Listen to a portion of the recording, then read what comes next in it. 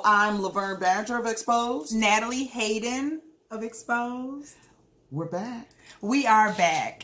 And I think what we're going to talk about today is, why can't we take a compliment? Why can't we take a compliment? Your hair is so cute. Just say thank you. Thank you. So today's topic is, why can't we as women take a compliment? Mm-hmm. And as you all see, that I am in a natural state of my hair right now. A beautifulness of authenticity. And it's a work in progress.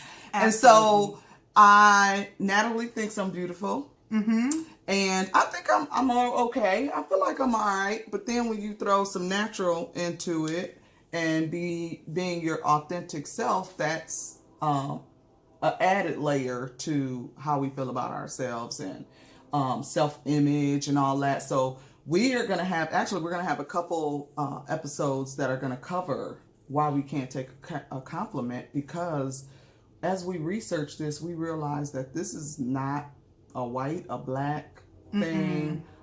We do realize it's a female thing as to why we can't take compliments. But like she said, it's a couple layers. And I mean, compliments from self-esteem, compliments in relationships with partners, compliments from each other, Right. compliments. I mean, the list can go on. So, Right. you know, it's necessary to have these conversations if we're looking to tackle those layers. Right. And I want to be able to accept the compliment and just be able to keep it moving and really appreciate it and take it for what it is. Right, because men always say, why she always looking so mean? And all I didn't nobody want you. I was just saying hi, and I was just saying you look good today, and we all frowned up, and I don't know why we do that. And does that contribute to our abusive relationship? Or what we were once told, the story that was not only told to us, but now the story that is constantly replaying in our head. Because keep in mind, we're out of it. Right. We're thriving now. We're Right. on to greater things. We're helping Yes. people. We're reaching out to other individuals. But yet that we still shrink. Yes. We still shrink when someone's like, oh my God, you're so beautiful. And we say ourselves, what Right. what are we telling ourselves? Right. What Because do you say? Richard tells me I'm beautiful every day. There's probably a handful of times where we ain't Because you're saying beautiful! I'm sorry. I'm sorry. Girl, when you feel it, you feel it. I just love this energy. So when he tells me I'm beautiful every day, it's like, okay. I mean, he tells me beautiful when I know I'm looking a hot mess. But it's something that he does in the morning, and I was actually just telling him, and I was talking to you and saying, why can't I accept when he say I'm beautiful? Like, I woke up like this, and be confident about it and be secure with it. And for me, I think where that came from, the lack thereof that it came from, was being told that I wasn't, for so many years. From who? Was it from? The abuser. Okay. And so it was like, everybody else would say, growing up, I had, like I said before in another podcast, is that, cousins and stuff, female cousins, aunts and stuff would be like, oh, you're so cute, you're cute, you're cute, you're cute. And I'm like, okay. But then the one person that's supposed to love you is the one person that's not telling you that. So he told me that in the beginning when he got me. But then it all disappeared like right, woof. Right. Woof. Beauty be gone, self-esteem be gone, self-care be gone. And so they just start chiseling at that. And so when he said it, I was always downplaying my hair. I was never wearing any makeup. I was questioned everything. Everything. I was over wearing baggy clothes, boyish clothes, and just be like, oh, I'm a tomboy, because I was never allowed to be feminine. And so it's uncomfortable for me. And here you're the opposite. You are extremely feminine. and your right and how you dress, how you act, and that's just the difference between us. There's no wrong way. So all my tomboys out there, come on. Whoop, whoop. Whoop. Now hold on, I got a story behind that because I was once a tomboy in high school. I did go to Rufus King K House, whoop whoop, year 2000. Yes, okay, so I did. But there's a story behind that. I was a tomboy as well up until it was an identity crisis that I had. I went out for the basketball team and I was told simply because I was tall that I should just play basketball. You should be playing sports, right? And lo and behold, anyone that has went to Rufus King with me during that time frame, if y'all went to the game, y'all all remember the most embarrassing thing that happened. I scored for another team and we lost that damn game. I lost the game and it totally took a hit on my self-esteem. So I was like, F it. I'm not playing. I grew nails. I started doing makeup. I was like, maybe that's not for me. That's not my Apparently role. That ain't It wasn't for me because even to this day, people were like, hey, Nat, remember that game? And we lost by those 2 points. It was. Oh my God. So that clearly that still resonates with me, you know, but I mean, I said all that to say that identity plays a major role from the very beginning on what we perceive as beautiful. Right. You know, or as taking a compliment, and self-esteem ties all into that. Right. So when men are trying, now, can I tell the story? Go on, girl. Just, I'm going to tell this story. Boo! I'm just kidding. But so Natalie and I were out and we were at Garfield Days. And we're walking and we were cute that day though. Yeah, we was. Anybody saw us, we were kind of. We was in our own bubble. We was on a mission. Right. And so we walk in, and you know, anybody that was at Garfield Days, you know how it's a lot of people, a lot of men, women, just all type of people. Everybody having a great time. Great time. If you missed it, make sure you catch it next year. Mm-hmm. So this guy walks up to us, and he looks Natalie dead in the face, and he says, "You're beautiful." And Natalie gave him this look. Kind of like that right there. Looking like Lil Riley. But she gave that look like, why are you talking to me? And I'm like, maybe she knew him. I'm thinking like maybe she knew him. Tea time. Okay, I need to insert myself in this moment because you can pick it back up. But in my defense, I do not like to be put on the spot. I don't like the center of attention. Even though I'm an extrovert, I'm extra. Yes, I am. I know this about myself. I'm confident with all of that, but that was just too much for me. He was doing too much. And I promise you, all that man did was come up to her and say, "You are beautiful." He wasn't being extra. Now, the spotlight was on you. God damn it. The spotlight was on her.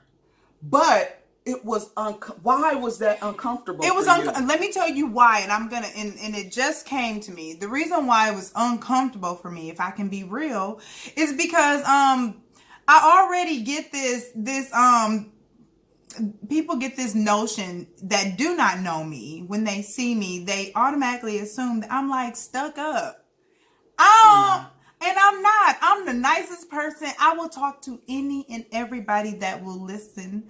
And most of the time, I will initiate conversation just so people can get that out of their head about me. Right. And that's that's just me maybe overcompensating for what I think people may think about me. You know what I'm saying? Right. If that makes sense. Right. So yeah, that was in my defense. I just didn't want the spotlight on me, and it's not like I'm conceited or overly confident, but maybe next time I'll just say thank you. And that's really all we got to do. Yes. And so this bringing the self-awareness as to why. And so she has a different reason as to why it's uncomfortable for her. And my reason stems from also from my abuse of having to build. So if it took 13 years for somebody to tear you down, it may take just as long for you to build yourself back up. And allowing yourself that time and that patience to work through those layers, because it's not only just, with him, now you've taken on his language. Right. Within yourself. Like that self-talk has to be turned around. Yeah. So yeah. So when is chivalry done? So how can we accept chivalry? So if somebody comes and opens the door for you, are we okay with that? I mean, sometimes it just happens so fast and you just say, thank you. Is it an expectation? I mean, to a certain degree. With me, I don't know about anybody else. I will literally wait for some chirp girl. And what does that mean? Did you see Steve Harvey's show? I didn't see that episode. I love movies. It's a whole movie. No, I ain't see that show. So we gonna have to get her a chirp girl. I can't believe I'm repeating. I'm gonna need some credit, Steve Harvey. But chirp girl is a person who the guy, if you're on a date, he chirps. He opens with his.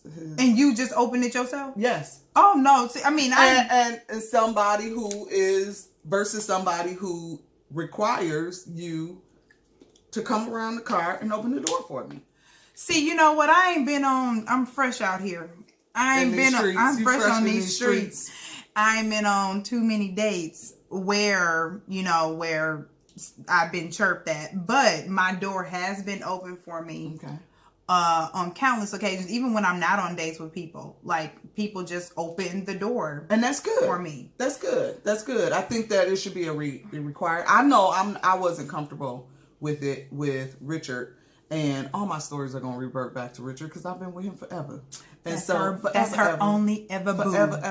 Forever. Yes. Dang, yes, it has been. Forever. So he was opening the doors, and I was uncomfortable with it. So not only was I uncomfortable with compliments, I was uncomfortable with a man doing something for me because I felt like, what do you want?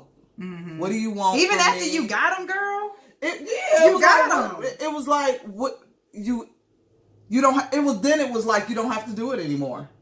Then it was like, you don't have to do it anymore. You got me. But it wasn't about me. It was about him. Mm-hmm. And he had to keep telling me, okay, Vern, and I'm dropping you off at the door, and I'd be like, no. We walking together. Or I'm waiting and standing. You need to wait for me to open the door for you. No, I can open my own door. Mm-hmm. I felt like it made me feel prissy. Like I was stuck up. Like I'm standing at the door waiting for, I'm too good to open my own door. But I have a question. Like, isn't this something, I remember growing up, I had uncles that acted as father figures in my life. And those were things that they would say, this is how you want a man that's interested in you to treat you. He should open your door. Right. He should, offer to do certain things. He should, pump your gas. Or, I don't know. I mean, it's so many other things that guys can do as, to compliment us as women.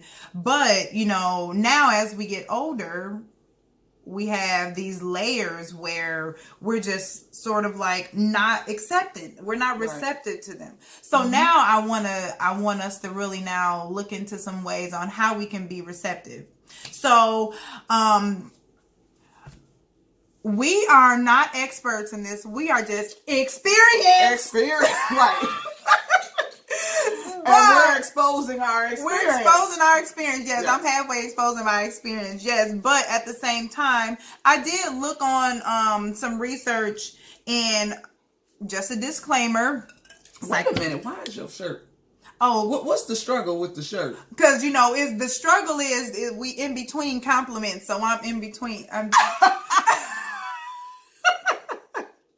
In between, I'm hot, I'm cold, I'm exposed, not really. I want to compliment, don't compliment me. I mean, it's just all over the place sometimes. You being you. I'm just being me. All right now. Love me. Yes, I love you. But along the lines of ways that we can start boosting the compliments, the self-esteem, and becoming less resistant, I grabbed a few notes, and these are things I use for myself. Okay. So be mindful of your non-behaviors. And what does that mean? Watch your body language. Mm-hmm. When somebody complimenting you, am I like this? Sitting in the cut? Mm-hmm. I mean, I failed the first test. Yes.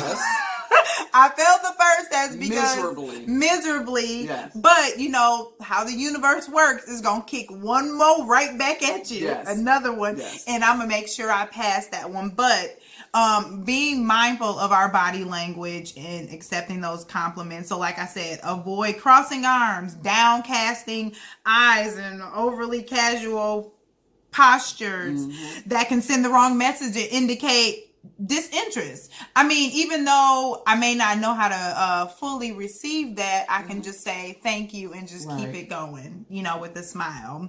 So another way is for us to combat these resistance to compliments is don't get into a compliment battle. Girl, you beautiful. No, I'm not. I do that all the time. Stop it. I do it all the time. Stop it. I did it with this hair right here. Stop it. I did. Yes. And that's exactly what she said to me. I'm telling you, we these edges is snatched though, ain't they? Yes, I told her, I was like, you got edges. I got some good edges. You got some good edges. They ain't really laying down, but I got some good edges. It's beautiful, right? Just amazing. I love how she's walking. Thank you. So, you know, for us to not get into a compliment battle is really important, and just to be mindful of that. So what does a compliment battle look like? A compliment battle. So, okay, I'm just going to read. At times you may feel inclined to out-compliment or downplay your work, especially when a compliment comes from someone you respect or admire. This may be appropriate in other countries, but not in the USA. So if I say, oh, girl, that you are too cute. I'm loving that wrap on your hair, on your head. I mean, so that might be like, well, I want to take the attention off of me.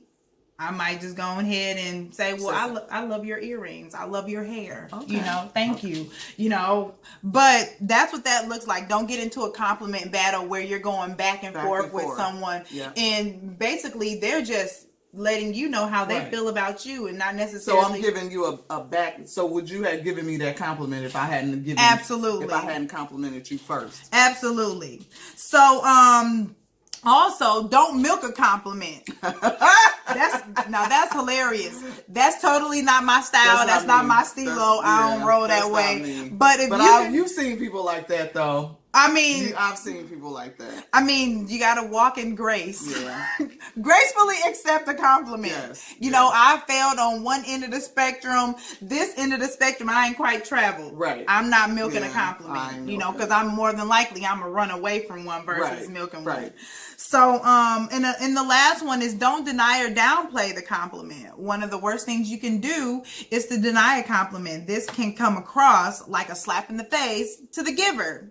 It negates their opinion and feelings. Yeah, so we don't want, girl, how many that you done got on here? 1, 2, 3. You about 5.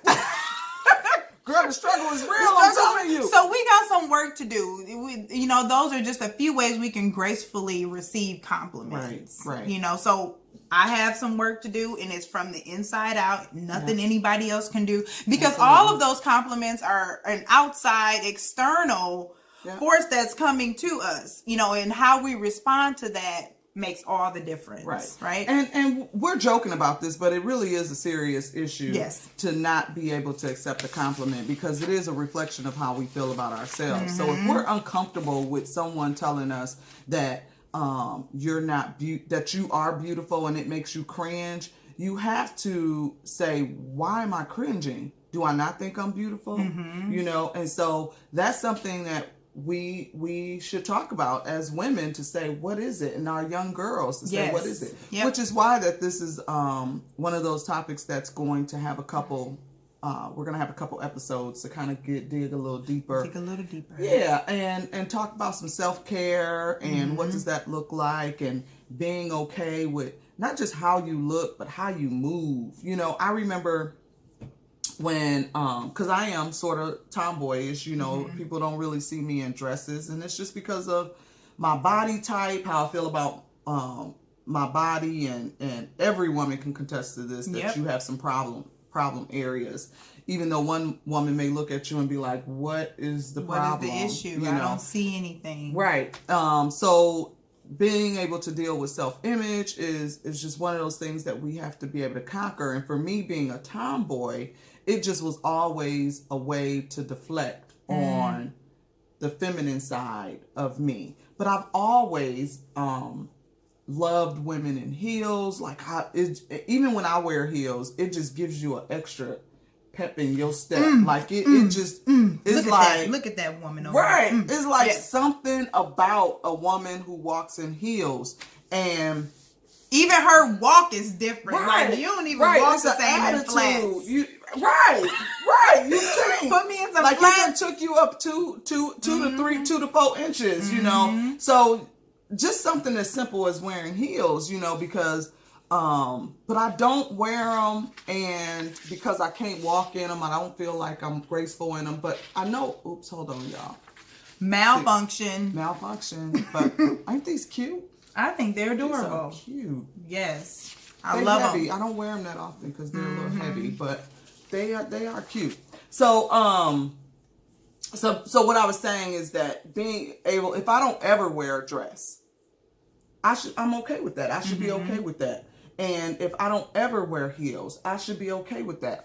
You do and be and present yourself to the world the way that you want to be seen and heard. How you feel most comfortable. Right. Yes. And so whatever my hair looks like, whatever, because, you know, I joke about my hair all the time. I said I cut off my sister locks. Those of who know me, I cut my sister locks off, and nobody has seen its natural state since then. I done had some French braids put in them. My daughter threw some French braids in them for me. Well, she in between. She couldn't get me in.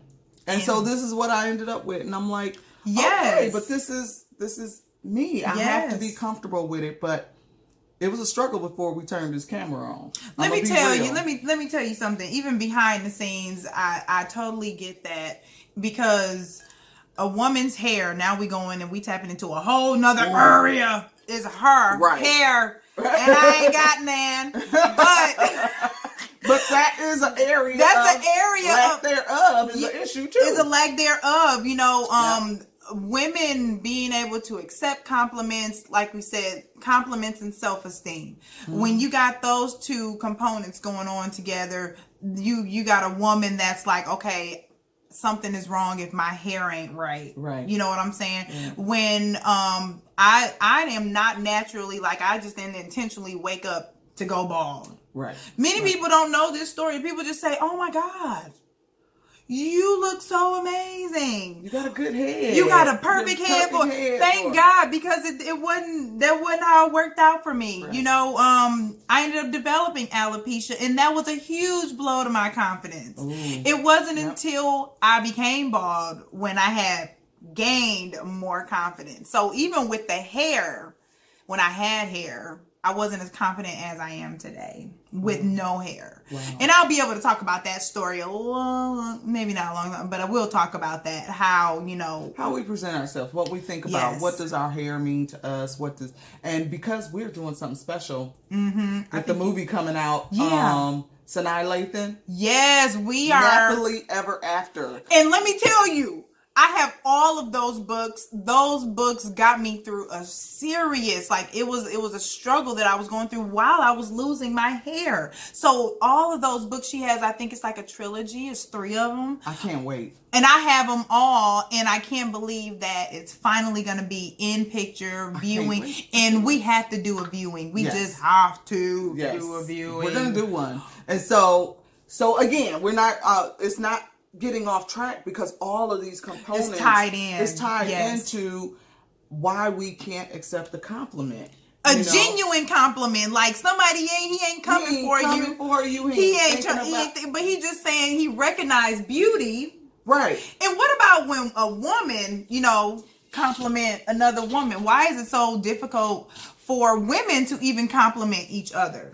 Right. Now, now I accept compliments from other women. Like, I feel like it's easier from a woman. It's easier. Now, do I give as many compliments as I probably should?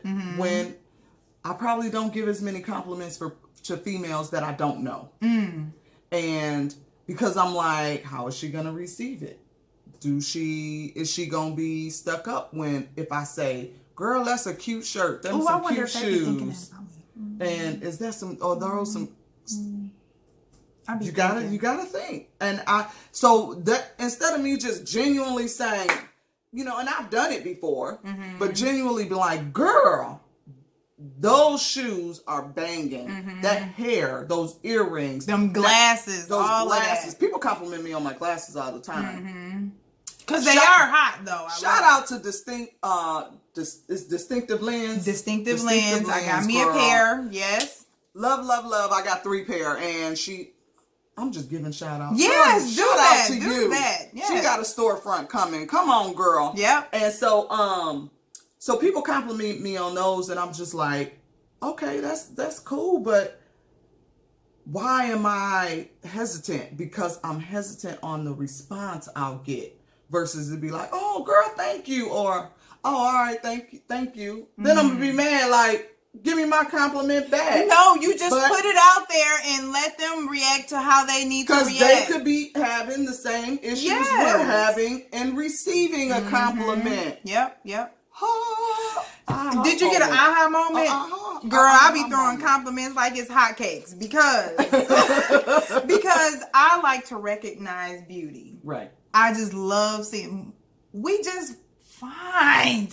Right. So beautiful. Okay, so you model. Yes. So in that industry and being around other beautiful women, is it hard to give out those compliments when you all are in the room and setting the standard of what is considered beautiful? That's funny you should say that, because standards in the modeling industry are just so different from our individual standards. I'm considered a plus size model, even though I may not look plus size, but in societal eyes, I am in a whole nother category of what is considered beautiful. Wow. So I have to make sure that my self-esteem, the way I view myself, is in check. Because somebody else is getting ready to tell you. They get ready to tell you everything that, your hips are this, your butt is this, your face is this, your arms is this, or you know what, you're just not a fit for us. Wow. You don't fit into this, what we consider beautiful at this moment. Right. So I have to know within myself that I'm good. Right. You know? Right. So what I have done intentionally is I put myself out there to be a model for the things that I'm involved in, like so fitness. In that industry with women,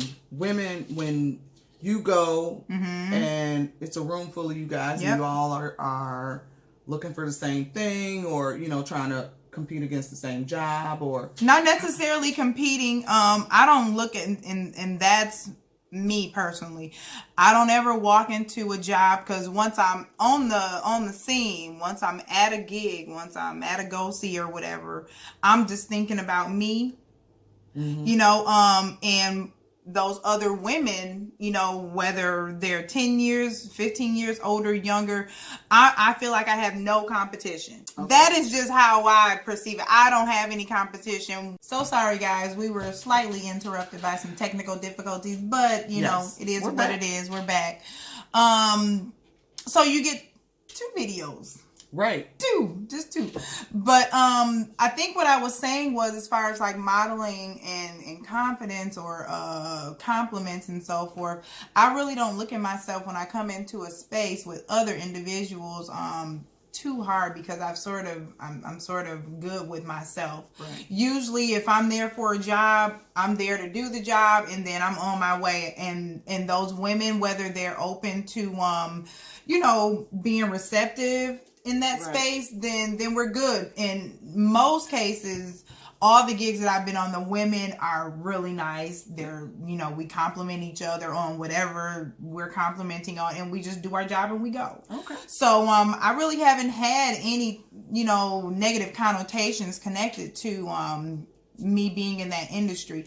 I can say now I'm thankful that I am in the industry at this age, this phase, in this space in my life, because can't nobody come for me. Right. I'm good. I'm really good. And I think that requires constantly being intentional about doing that work. That's why I'm trying to get my stuff together while we helping y'all. Right. We all in this together. Right. We're in it together. And together. So, yes. And so we so this is what we're talking about, different layers of, which is why we have to have a couple episodes, is because, one, how we can't accept a compliment from a man's point of view. 2, how we can't accept a compliment or give a compliment from a woman's standpoint. And then 3, I want to say, go ahead, compliment within ourselves. Like, what are we saying to ourselves, people? Yes, what are you saying? Yes. Shut it all up if it ain't right. Right. Shut it. You gotta cut it, and you gotta cut it off at the head, And just and we're gonna give some tips and stuff. We're really gonna focus on self-care, and self-care is a big one. Natalie's in health and wellness, and it's not just outside, it's inside as well. And she's helping me with the outside, and we're walking through our journeys individual on the inside, and just being able to support one another as women on those journeys, and being able to have a platform to talk about those insecurities and exposing yourselves about those insecurities. Yes. And the space that's being provided, right, which is this podcast and other venues that are going on within the city, nationwide, whatever. Right. Those are things that we tap into, right, to continue to continually do that work. Right. It's not something you just say, like a fast food joint. You go through the driveway, you get it, and you done. Right. No, right, this is an entree where you got 7 courses, and you constantly have to sit and digest and internalize and repeat, fail, trial, error, all of that. Yes. And discipline, it's, we gotta be able to shut that voice up in our head that's telling us, shut it up. Yes. Just be like, shut up. Right. Give some techniques. We got to figure out some techniques to do that, and we have some. And so we're not gonna keep you too much longer, because like we said, this has to be a couple episodes, and we can continue to talk. But we are so glad that you guys joined us again. We want your feedback. Okay, so we're gonna have a continuance of this. What are some things that you guys will want us to touch and elaborate on? Shoot the questions, drop it in the comments. We want to be able to literally answer those questions next time. What are your insecurities? Why can't you? And then if you let us know why you think you can't take a compliment, we'll make sure that we say that on the next podcast. Yes. Now I didn't tell you this, but because it was just confirmed today, that Pharrell Phillips, his name is, hold on, let me get this guy's name wrong. He's from Houston. He's a photographer from Houston. And he did a beautiful evening display of his artwork that he called The Skin That I'm In. And these were all different models that had issues with their skin. Wow. Physical, so like skin discoloration, all of that? All of that. I'm sure that's dope. All of that. And he said he will come and do a video with us. Really? Yeah. Now, do we want to bring in some women, or what do we do? Like, how do we, when this camera go off, our wheels are spinning. But we got the amazing Pharrell. I'm telling you, this man, we're going to post his page, and you can see his work exhibit. And it was, I swear to God, if I had money for a ticket during that time, I would have been on a flight to Houston. And it was huge. When I tell you it was huge, my girlfriend lives out there. Shout out to Diana. Love you, girl, for the hookup. Thank you. And but it was all these different women that whether their skin was darker, blotchy, acne driven, just any skin. He wanted to capture. The culture is changing, yes, y'all. he wanted to capture the skin I'm in and be comfortable with that. Yeah. And I think what we're trying to do with Why We Can't Accept a Compliment amplifies. Get it out. What it says. Well, I can't talk. Right. It was like when I saw it online, it was like, this is it. This is it. This is what he gets it. That's what I thought when I saw it. I was like, he gets it. And did it take a man to get it? I'm sure there's women out there that get it. But I love that it's a man who truly got it. Yes. Who gets it. And so we will talk more about that. You'll see some more on him, and we'll post some more things about him. And but I'm excited. And that is some amazing news. That is a surprise to me. I know. I'm sorry. Now I'm gonna be online looking for this man. Right. His work. We just have to throw that little nugget out there. That's a nice. That's an awesome nugget. I love that, guys. We hope that you all thoroughly enjoyed our previous guest, Mrs. Melva Henderson. Yes. It was a great opportunity for us to just sit up under that olive branch and just soak it in. If you didn't see that, it was good. You need to go back and see that. Yeah. That anybody who knows her knows that she is a wonderful woman of God, and she does not wear her story on her sleeve for sure. You would never have thought that she had went through some of those things, and she is here for the work. She's here for the work. She truly is here. Just a beautiful woman inside and out, and so absolutely. And even as beautiful as she is, there's still some issues that all women have within themselves. Layers. It's just layers, you know. So all right, you guys, we are wrapping it up and looking forward to the next episode of Exposed or Not. Exposed or not. I'm just kidding. We exposed. We exposing. So yes, y'all. So we will see you guys later next week. Yes. I'm Laverne Badger. I'm Natalie Hayden. And we out of here. Peace. Peace.